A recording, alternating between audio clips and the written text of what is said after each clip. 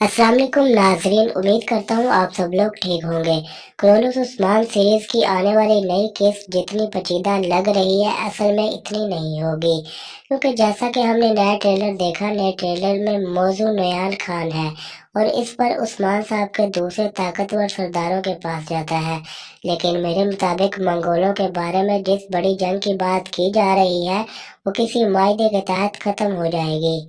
चले तो सबसे पहले हम आने वाली नई किस्त के हवाले से कुछ सवालात के जवाबात देते हैं।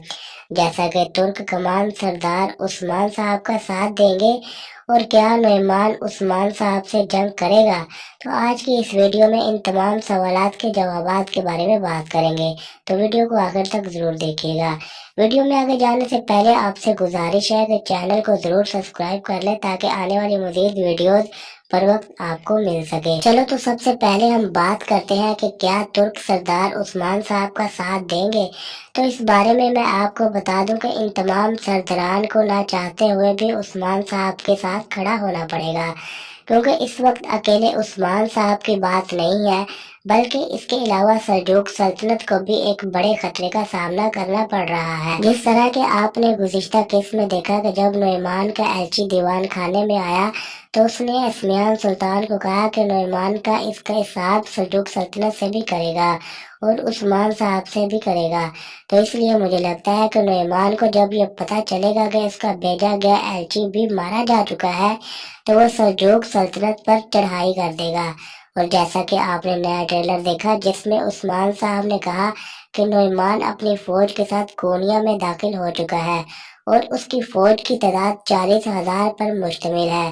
तो फिर आपने देखा कि उस्मान साहब इस खतरे की पेश नज़र ट्रेलर में अपने ऐप से कहते हैं, हमारे दिलों में सिर्फ जहाद की मोहब्बत काफी नहीं है, बल्कि अब तमाम कबाइल को भी जहाद के लिए तैयार करना होगा। इसीलिए हमने ट्रेलर में देखा कि उस्मान साहब तीनों बड़े सरदारों से अलग-अलग मुलाकात करते हैं। लेकिन उस्मान साहब का इन सरदारों से मिलने से पहले एक अहम पेशरफ्त आपको बता दूं, बाइंदर बे भी खुद से इन सब सरदारों से मिलने के लिए जाएगा। यकीनन वो इन सब को उस्मान साहब के खिलाफ करने की कोशिश करेगा।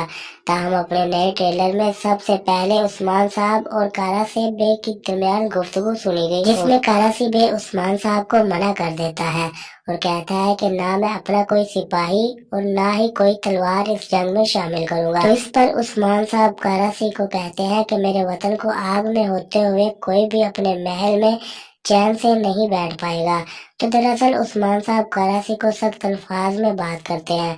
फिर दूसरी तरफ आपने देखा कि शमसुद्दीन बे भी उस्मान साहब का दिया हुआ तोहफा वापस फेंक देते हैं। तो यकीनन इसका मतलब भी यही है कि वो भी इस जंग का हिस्सा नहीं बनना चाह रहे हैं।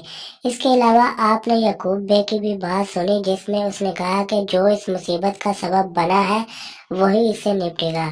तो इस तरह ये तीनों सरदार उस्मान साहब का साथ नहीं देंगे। यही सब कुछ ट्रेलर में दिखाया गया है। ताहम मुझे अब भी इस बात पर यकीन है कि अगर सीरीज में तुर्कों और मंगोलों की जंग दिखाई जाती है तो फिर ये तीनों सरदार भी जंग में शामिल जरूर होंगे। मैं इस बारे में अभी तफसील से आपको तो नहीं बता सकता, लेकिन मुझे यही लगता है कि बाकी सरदार उस्मान साहब के साथ मिलकर ये जंग लड़ेंगे।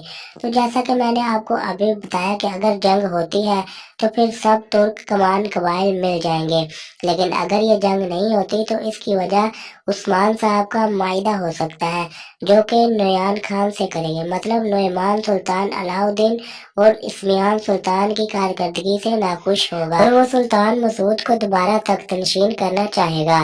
तो इसलिए जब उसे पता चलेगा कि सुल्तान मसूद उस्मान साहब के पास है तो फिर वो उस्मान साहब को अपने पास बुलाएगा और सुल्तान मसूद के बदले में ये जंग ना करने का मायदा कर सकता है। तो इस तरह मंगोल कमांडर नौमान सुल्तान मसूद को दोबारा तख्तनशीन कर देगा, जो कि उस्मान साहब भी यही चाहते हैं। तो नाज़रीन, इस बारे में आप लोगों की क्या राय है कमेंट बॉक्स में हमें जरूर बताइएगा। चैनल को सब्सक्राइब नहीं किया तो चैनल को जरूर सब्सक्राइब कर लें ताकि आने वाली मजीद तजियाती वीडियोस पर वक्त आपको मिल सके।